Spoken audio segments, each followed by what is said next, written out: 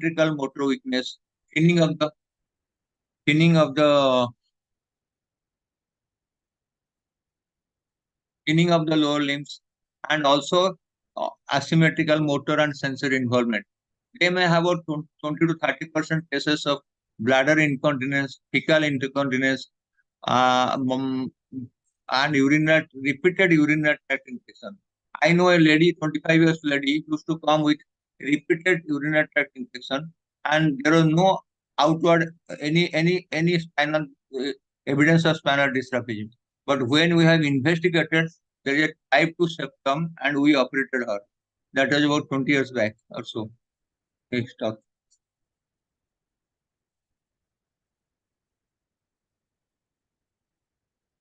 Okay, so we have all patients over 550 cases or so. Their range can be 3 months to 47 years. One can ask me, why did you operate them at 3 months? If they're associated with a meningocele impending rupture, or there's a large lipoma associated, which prevents the child to be able to sleep, and difficulty in feeding the baby. So we have operated few patients below the age of 3 months. But what is more interesting, the people come late at age of 47 years. So it is a very wide range, that age range from 3 years to 47 years. And mostly they should have come before 2 years, but surprisingly, only 45% patient came before 2 years.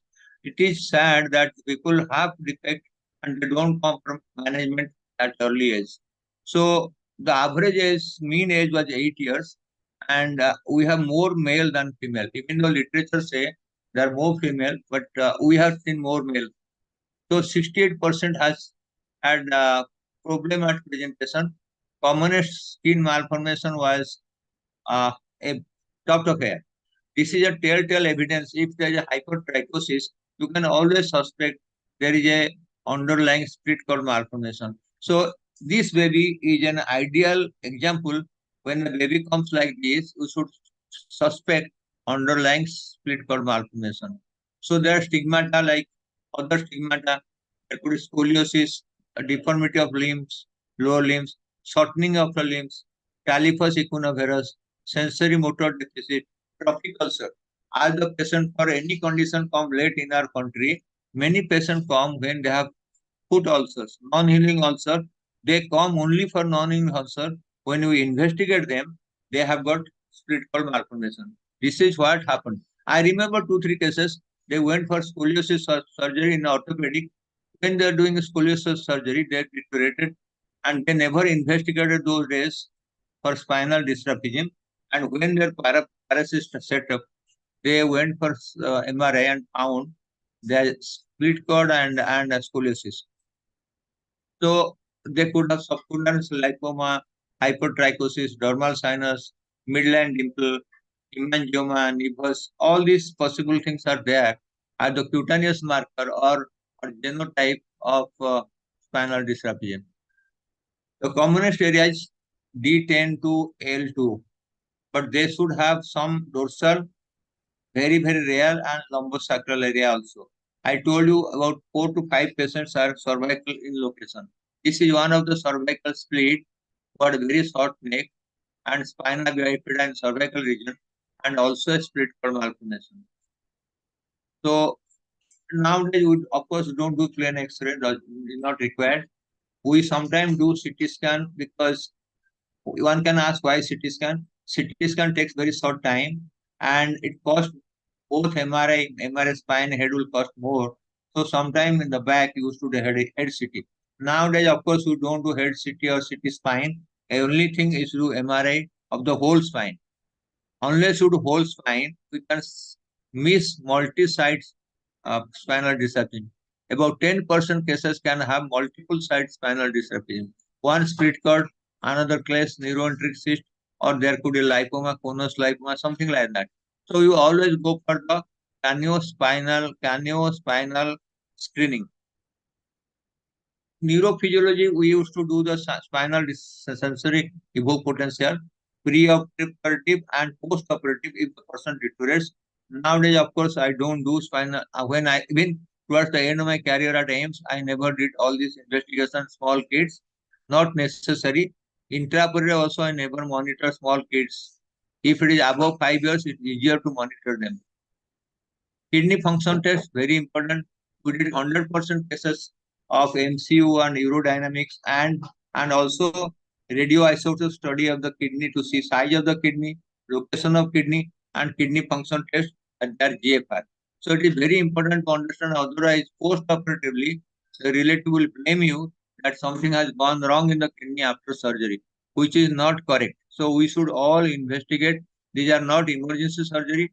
So we must investigate it for urodynamic studies, urogenital abnormalities, which is associated about 15% of all these patients. So why do we surgery? What is the rationale of surgery? To prevent the damage of the further damage of the spinal cord.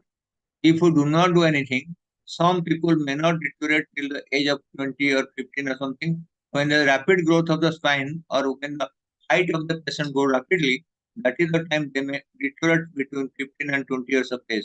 But some people still came to us with no neurological disorder, but urinary symptoms, recurrent urinary infections. So for investigating urinary infections, we found there is split cord malformation. So all these things to be kept in mind, and they should be operated before they have very severe deterioration. Why MRI? This is the best evaluation for the spine, and we do not want to expose the radiation exposure to child who are growing brain and spinal cord. So it is also important to understand because they split cord, many of them will have type 2 carry malformation.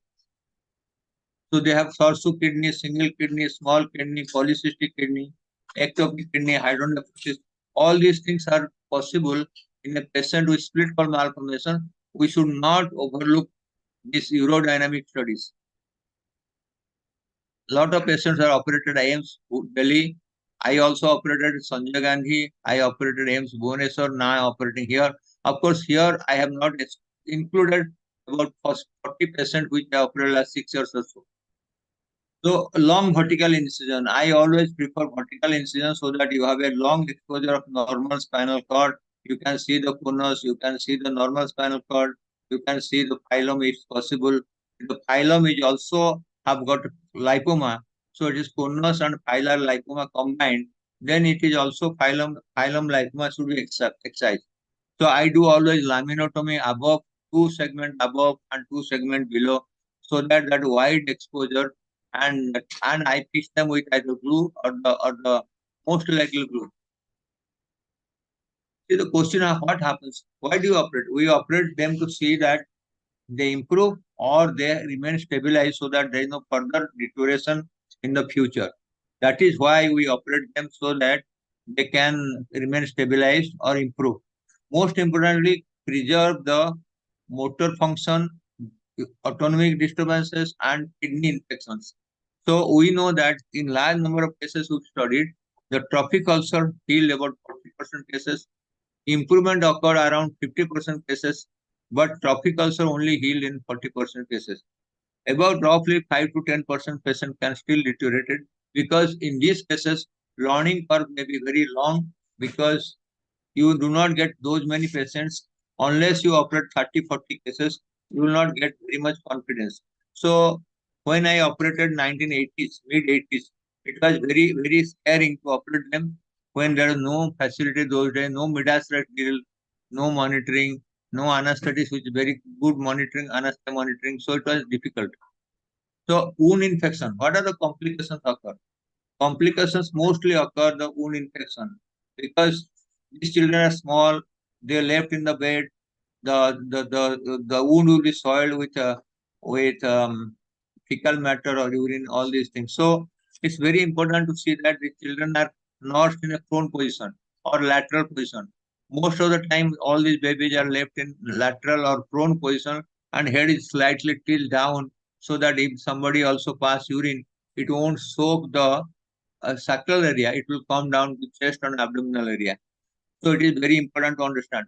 UTI is very common in these children. Even after operation, one has to repeatedly do the investigation for the urine culture because they may be asymptomatic. They may not tell that They may passing frequent urine, but they won't tell the urinary tract. Classical urinary tract infection with pain, burning may not be there.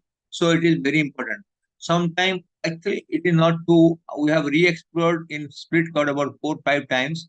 I know that three of our patients have regrowth of the spore. If the spore is remain, the base of the spore is still remaining, sometime they may regrow.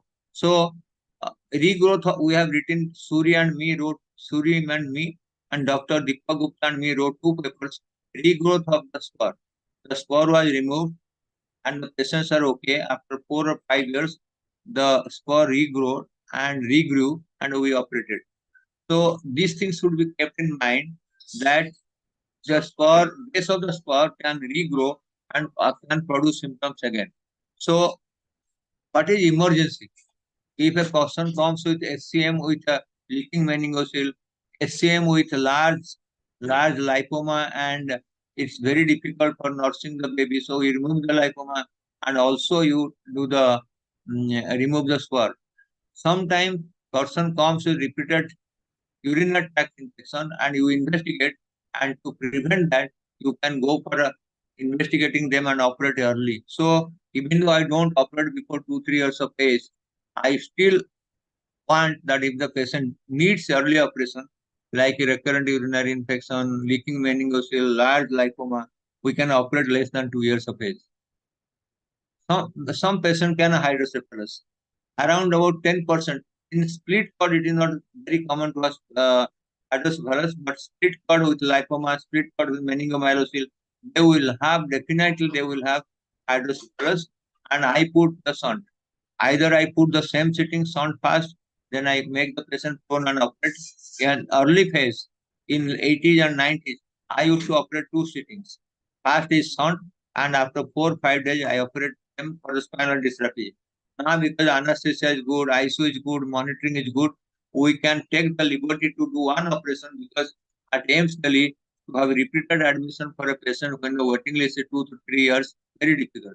So I operate them in one sitting. The aim of the surgery prevent damage, stabilize the condition, and improve the existing deficit. This will going to happen. So patient is going to happen around 45 to 50% case. We will have stabilization another 45%. 5 to 10% patient can still deteriorate. So one has to take all this with careful so that you drill very carefully and put lot of saline. If there is hitting of the tip of the bore, to give a pause and see that you would take more time than quickly removing the spore by drilling. So it is very important to understand at a small child, even the drilling and generating heat can damage the very developing young and delicate spinal cord. So we have more than this is a small series we published, Sachin and myself.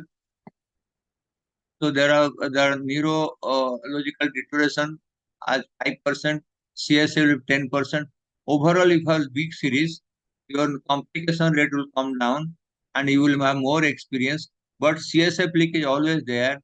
You have to meticulously close the dura, and dura is not very elastic, so even the needle hole in the dura can produce it. So after completely closing the dura, I sometimes use the tissue glue and see that the suture line is covered by tissue glue because I have seen after complete dural closure there is CSF leak. This is a child.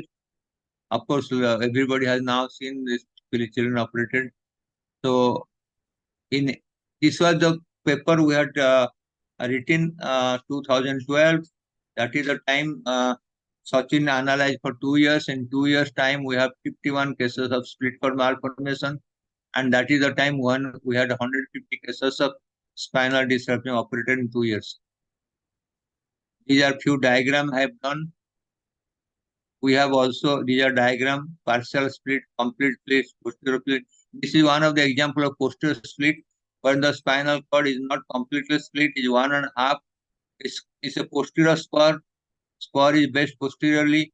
It is not reaching the posterior surface of body. Spinal cord is partial split. Septum is partial bony. So it's one and a half split. And I have seen the oblique split. All type of split is shown here. Oblique split, posterior split, partial split. These are large bony split.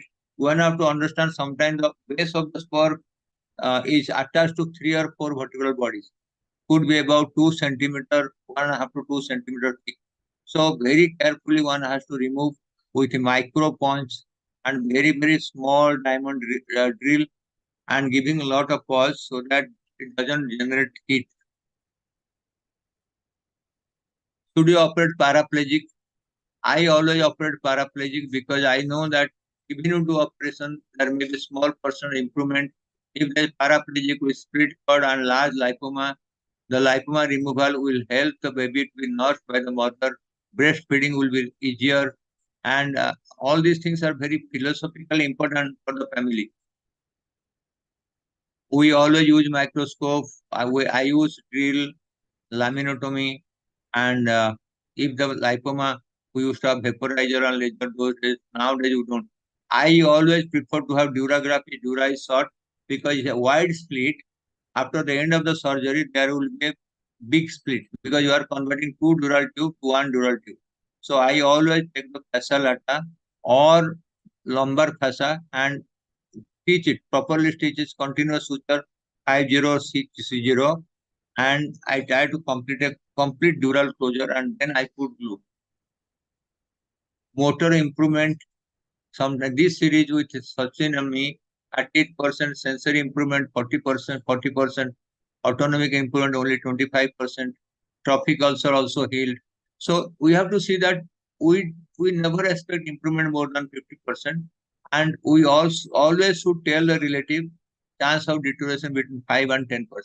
We should not underestimate the surgery because once deteriorated, you tell them they are not going to accept.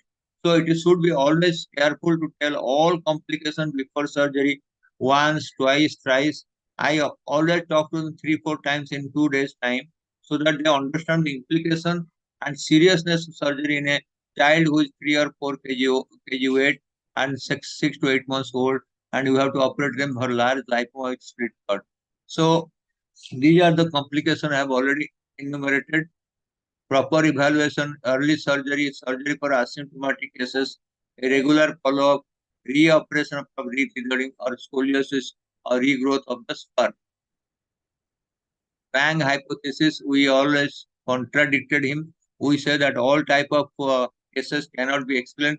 I cannot also explain by one simple hypothesis all type of split cord malformation. So we still have controversy in pathogenesis of split cord malformation, which cannot explain all type of spinal dysraphism.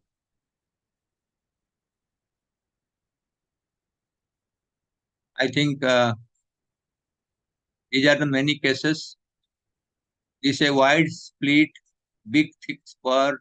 You can say how wide is the spinal canal. Multiple split, one, two, three places different problem. Kunal, this is actually I classified the type 1, A, B, C. If the bone is septum is in the middle, is type A. In that the top of the split is type B. In the top of the bottom of the split type C, and if the split is covering whole gap, type D. So this classification I myself made in 2005 called Dr. Mahapatra and Gupta classification of type 1 split cord malformation. These are few cases. I don't want to. So when we have analyzed 400 cases of SCM, that is the time we operated 1500. So roughly 25 to 30% cases of split cord, 250 lipoma, they have dormal sinus. So from 2000 till 2010, we had 400 cases of SCM. Now, of course, in last 10, 12 years, we have more than 150 cases. Overall recovery 50%, stabilized 45%, deterioration 5 to 7%, non-healing ulcer heals in 40%, retethering we can have about 10 to 15%. So I think controversy, operate paraplegic or not, urodynamic study in children, necessary, not necessary, operation in asymptomatic case or not, extent of removal of lipoma or lipoma, so split cord. How much lipoma? If the split cord you remove fast or lipoma remove fast, or both are to be done in same sitting with a long duration of surgery. So I think in a nutshell, in last 30 or 40 minutes, I've talked about what is split cord, what are type of split cord, what is Planck hypothesis, what is the embryogenesis, how it started from the blastula, morula, then neuroentry canal, disappearance of neuroentry canal between 16 days to 25 days time. If there is a persistent neuroentry canal, that will call the split. Subsequently, mesenchymal element will come and on the bone. So we know that split cord malformation is not a very common condition. However, considering India's vast population of 1.5 billion, we still see 20 cases, 15 to 20 cases per year. After coming to a small place like where I'm working now, I have operated 42 or 43 cases in the last 5, 6 years. So instead of operating 25 cases at AIMS Delhi, I'm operating 6 to 7 cases per year now. So I think we are our students are our residents very smart. The younger generation know much better microsurgery. We have better facility and better anesthesia, better ICU. So we think we should all operate them at every places. We don't require to send them to big centers and a senior neurosurgeon. We can all operate them. So it is a condition which is still prevailing rampantly in India. I think all of our colleagues, Dr. Depojari, Dr. Sandeep Chatterjee, or Bangalore, or Hyderabad, Trivandrum, everybody sees spinal dysrapia in large extent. Even though the incidence has gone down, considering the less number of people operate these small children, we still have large number of patients referred to a bigger center for better facility. So I think we all should teach that our residents, they should deal with children, manage spinal dysraphism, see that they can do their best, and if they require further training, they can go to different centers of India for practical experience so that a high volume center like Nimhans, AIMS, Trivandrum, or Bangalore or Vellore, where you see that 100 cases of spinal dysraphism operate every year, so that 20, 15 to 20 or 30 split cord are there. So if you go to a high volume center for 3 months, you can have a better experience in this condition, which is otherwise not very common in smaller maybe medical college level. So I believe for the better pediatric care of our children, many of our students should go to different center for further study. Thank you very much. I think we have another 20 minutes. We can have question answer. Thank you, sir. Jatin, Thank you, if sir. I think I finish in 40 minutes. Sir, thank you, sir. Thank you for such an enlightening lecture, sir. We have two questions, sir. The retethering of the cord is a very frequent problem, sir. How do we prevent the retethering of the cord after the surgery? I think when I operate, I always cut the phylum, because if you are operating and not removing phylum, and phylum is thick and start, and the conus is at about L3 level, they always produce problems. So first thing I say, retethering or incompletely untethered. So if are not completely untethered, there could be thick phylum. So when we operate, we should see the all extradural bands, intradural bands, and there are redundant nerve roots, extra nerve roots, and median nerve roots, because there are large number of tethering element in the spinal dysraphism. So we should properly investigate so that you have not missed another split somewhere or another spinal. So you should see our entire spinal axis. You have operated in the conus lipoma, conus split, or at S1, but there is something at D11 or D8 level, multi-level. So when you are operating this child, see the eval of entire spine and also the posterior fossa, so that you are not missing the multiple site of spinal dysraphy. Yes. Thank you, sir. Sir, one more question, sir. How important is folate supplementation, and why our country is not having? I think it is very important to have folate. Yeah, if you know that Dr. Yogi Patisapu is all the time coming, and Indian government, they have gone many times. They are gone. Dr. Kale and I think Sandeep Chatterjee, Dr. Kale, maybe I don't know Shekhar had gone or not. When Dr. Yogi comes, he goes to the ministry and talk about folate. You know, it is very difficult to convince Indian government. They don't have an advisor. Our advisors are IS officers. I stayed in Delhi. They never talk to us anything about any neural condition, whether subarachnoid hemorrhage. I don't go and sit in the ministry. I will be their advisor because many people run to ministry to become an advisor. I never did that. But I think if the government doesn't want it, they are sure because these young IS officers and ministers are knowledgeable. They know this. And Dr. Yogi has been writing to Minister of Health for last 10 years. I am hearing. I think sector knows it. But I think they are trying to implement. When I go to Delhi, I hear that now that fortified atta will come with all this folate. I think that is very important. But we should give enough folic acid during the pregnancy, before pregnancy, or in expectant mother, those who are just newly married. If they are given proper nutrition, that's okay. It's educated the public. That is very important. Nahin? Thank you, sir. Thank you. I request Shekhar sir to give his comments, sir. Sorry, I have not been able to attend the full lecture, but I have heard Dr. Mahapatra several times with his excellent talk on this split cord malformation. And he has the classification he has created is also very important for prognostication and need for surgery, etc. The last point which you talked, I will take up first. I think there is a more and more awareness about folic acid today. But I had one question for Professor Mahapatra. Do we know enough that folic acid supplementation can prevent probably spina bifida aperta or open defects, that is myelomeningocele? Can it prevent closed spinal defects as well?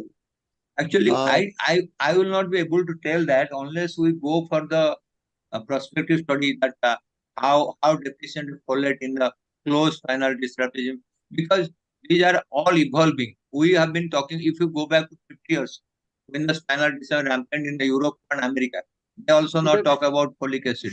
And in India, I think Absolutely. the Yeah. folic acid deficiency is not too much, I suppose, because a lot of people take SAG and other vitamins.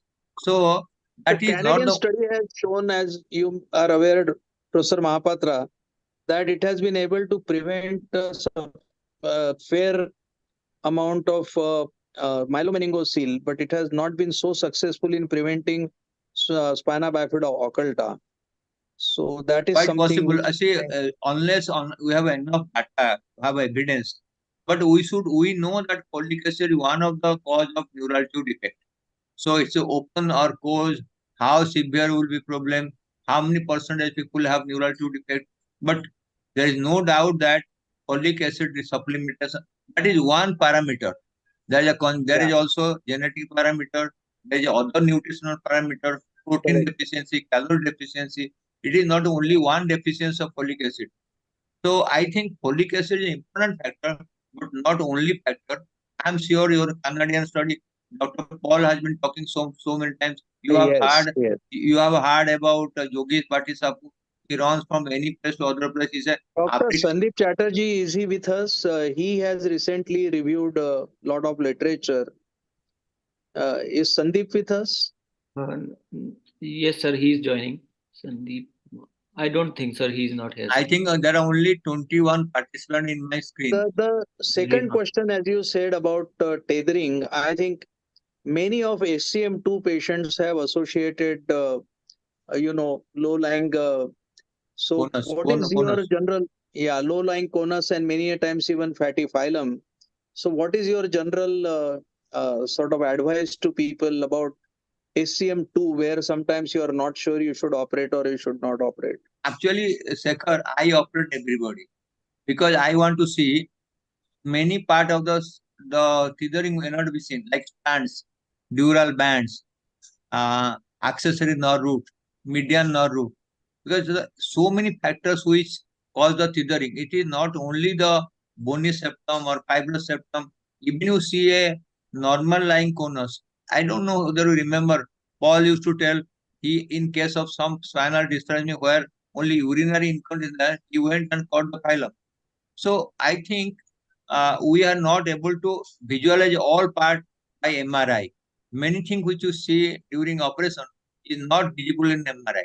So MRI only give us the software component, and CT gives about the bony component.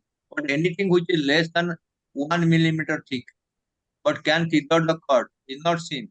So when I open the cord, I see cord all around, any strand, any arachnoid bands, anything like that, or median nerve root itself.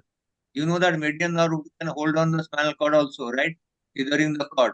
So all median nerve root are extra and superfluous, non-necessary. We just cut them, no problem. I per se propagating in my place. I was at AIMS that all spinal disruption like split cord or lipoma should be operated, because if we do not operate, the deteriorate don't come back. Because you know that not many specialized centers do it. Even though we have large number of people doing pediatric neurosurgery, they are scared to deal with children less than 2 years.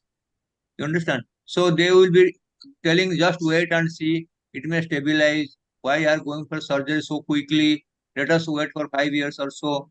So I think these are not right advice to the parents.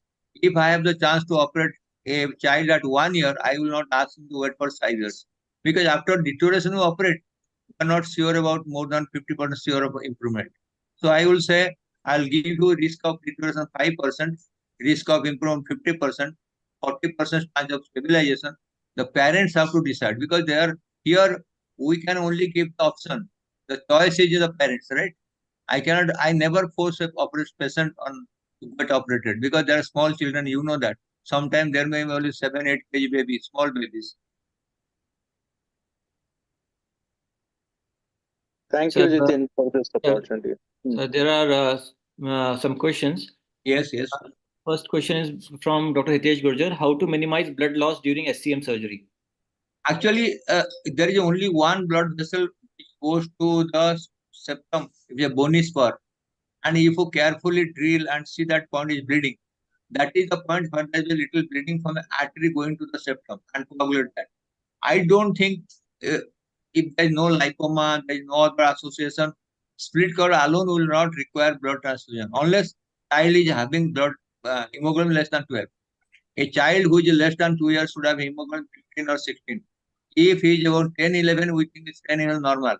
So if a child of 2 years of 10 or 11 hemoglobin, I start blood during anesthesia. So I know that he is anemic for his age, not for my age. Okay. So only for removing a split cord, there should not be requirement blood if the child hemoglobin is 15, 16, 17. Not necessary. Lipoma can bleed. Lipoma bleeds a lot, and not the split cord. Thank you, sir. So, what type of shunt pressure Dr. Datta is asking? What type of? Shunt pressure, low pressure, medium, high. Which I always put low pressure. See, we had done a study in 90s, if you remember, with shunt. And that time they were only giving medium shunt to the small children of less than 2 years child, children with acute aortic stenosis. All of them failed. So we cannot put a medium pressure shunt in a child, because for a child, even 10 millimeter of mercury for a growing child is high pressure in the fontanelle open. Many children come below 2 years. They have spinal dysaphysium, little pressure in the brain, ventricles are large. We say, okay, nothing is necessary, but I put a shunt. And these are low pressure shunt. Okay. Thank you, sir. So, Dr. Morata is asking, neuroenteric canal is formed early in the stage of spinal cord formation. Why does it is associated with the spinal lipoma or DST, which develop later See, on? there is a multiple congenital embryogenical abnormality. Neuroenteric canal is one, and lipomagenesis is other. If the both pathogenesis of embryology of lipoma formation and split cord is there, they will have complex malformation.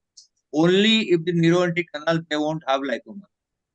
Lipoma pathogenesis is completely different. So when there is a spinal dysraphism, they may have multiple components, so that one is neuroenteric canal, other component is the secondary neurolysis and caudal cell mass, and all these whatever notochordal problem. So if you have multiple problem of embryogenesis, you will have multiple component. So they are not single one. Sir, what are the specific measures you take to prevent adhesion in the operated site? Do you impose any fat at the drill site? No, I don't do anything. I see that dura. See, most common cause of teeth tearing is dura CSF leak and infection. And at any cost, you must see that you can remove spore in 1 hour, but take 2 hours for complete dural closure. That is more important. Because if you dura has a little leak, and sometimes what happens, your needle is making a hole in dura, and dura is not elastic. They are not normal dura. And that hole of the needle can produce a leak. Secondly, we thought, okay, we will not put a patch. We try to have a tight dural closure, and that dural closure give way after the surgery. So what happens? You should see that dura is lax. If necessary, put a patch and take all meticulous. Don't give too much of gap between stitches. It is better to have continuous stitches than interpret stitches. And if possible, and if the finance help you, allow, you can put also glue. Because I have seen after complete dural closure, there is CSF leak. I always wonder, why did they leak? I think they leak from the needle. Use fine needle, 560 Vicryl, not 40 or 30. Many times we use 30, needle is very big. 40 very big. I go for 50 or 60. That needle sometimes break. It is better to lose a thread than having CSF leak and infection. Sir, what do you do for skin closure defect? I mean, in open neural tube defects. Actually, in open dural tube defect, I mobilize the spoon by jet plastic. Till today, I have not taken any dura or skin graft from somewhere and put it. Till today, out of 4,500 spinal disc I have operated, I have never required to have a skin graft from anywhere. I always able to mobilize and get it done. Okay? I don't know, Shekhar, do you have any time required to have skin No, graft? first of all, I think about closure of dura. I think the only problem comes in dural closure for split cord malformation is occasionally you may find it difficult to repair the dura anterior. If you have gone all the way, drilling up to the surface of the vertebral body, and you have to remove the septum in between, then occasionally you may have problem in closing the dura anteriorly, and sometimes we just keep a graft and put glue and come out, but posterior dura is closed meticulously completely. I never close the anterior dura because we don't go beyond the vertebral body. It is only the base of the posterior part of the vertebral body, right? Yes, So why should anterior dura opening theoretical possible? But I don't think I have seen that case. Okay. You are definitely sound rational, but how you close the anterior dura is so much that gap. that becomes difficult. Only The thing you can second, patch and glue, patch and glue. yeah, and the second question was about what was the second question? I'm closure of the skin. Skin I closure. think in usual split cord malformation cases, it is not a problem. In large meningomyelocele, it can occasionally be a problem, and therefore, we usually speak to our plastic surgery colleagues and decide how to incise the skin. Most of the times, if you take proper skin cuts, it is possible to repair it primarily. The most important layer to close is probably the lumbosacral fascia, and you can go right up to the flanks on both the sides to mobilize the fascia so that you can do a double breasting before you attempt skin closure. Very, very rarely it happens once or twice a year that we need help of plastic surgeons to create flaps for us, which we can close on that, but it's not very common. Thank I you. had worked in plastic surgery during my residency. You can have mobilization, give the extra incision, Yeah, mobilize the skin medially. Then you can do that. Skin closure has never been a problem. that's Skin gapping can be there because the quality of the skin, the blood circulation of skin. But the closure, primary closure of the skin, you may close the skin after some time it is a gap through because the skin is non-vitalized and the blood circulation is not good. That is different.